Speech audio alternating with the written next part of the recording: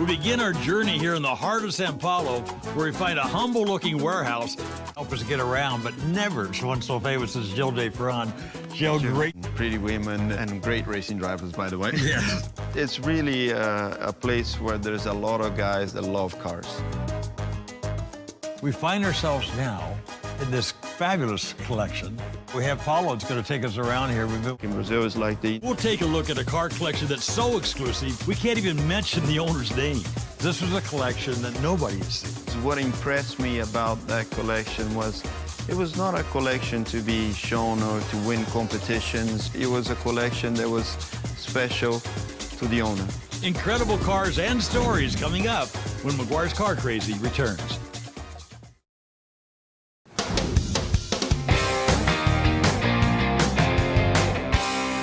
Brazilian room, there's an American room, there's an European room, there's a section there that is dedicated to my friend, and there's another like special room full of very nice collectibles, all sorts of things. We can't even mention his name, the owner of this collection. This is private as private can be.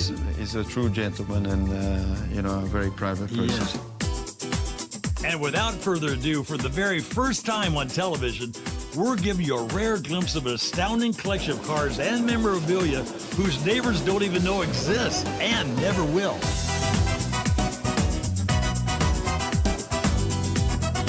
A lot of the cars you see here are cars that I grew up with. We got the Puma here, which was a Brazilian-made sports car with Volkswagen mechanicals. And this very car that is next to me, it's a Willys Interlagos. My grandfather had one of these, and he's no longer around, so it's very touching to be here today. I have to say, I've never seen a collection like this. To me, this is completely unique. You have everything, all the way from the beginnings of the industry to what it is today, which is a full-blown automotive industry. And from this exclusive Brazilian display, let's check out the American room, where ultra-rare cars like this Cadillac Veritz are par for the course. A lot of the Brazilian cars were originally based on American design, and some cars were fully American designed and engineered with very slight modifications for the Brazilian market. So you can certainly see the lineage here behind me.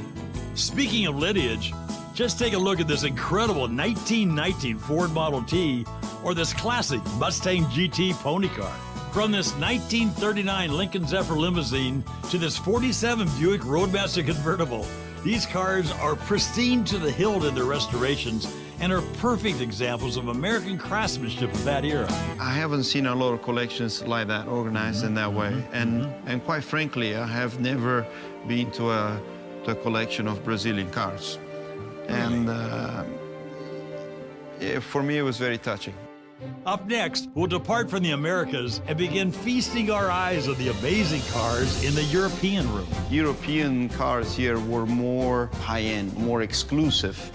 MGs and Jaguars were very rare indeed. So there's a lot of cars here that were not many around in Brazil. Most of these cars are quite rare all over the world, not just in Brazil. But what a privilege it is to show them to you from Brazil. The car hobby truly is a global phenomenon. And from this never-before publicly viewed collection of cars, we're moved to pay homage to Brazilian racing history. This room is dedicated to a friend of mine that used to be a Brazilian racing driver. He drove some of the same teams that I drove. This room is dedicated to his racing career that started in Brazil, went to Europe, and ended up in American Indy cars. Well, beyond the Brazilian and the American and the European cars, there's this one room that just, I mean, it's mind-boggling. Yeah, it was mind-boggling.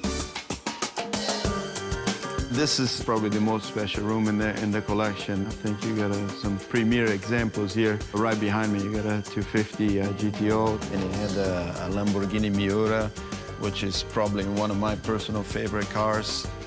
Apparently, there is only one Bugatti in Brazil, and here it is. We got a couple of unique pieces here in the collection. We got a piece that used to belong to the British Embassy in Switzerland. We got a car that belonged to the Brazilian Foreign Office. And apparently when Queen Elizabeth was here in the 60s, she was driven around in that car. What impressed me about that collection was it was not a collection to be shown or to win competitions or to have the most special car. It was a collection that was special to to the owner. You could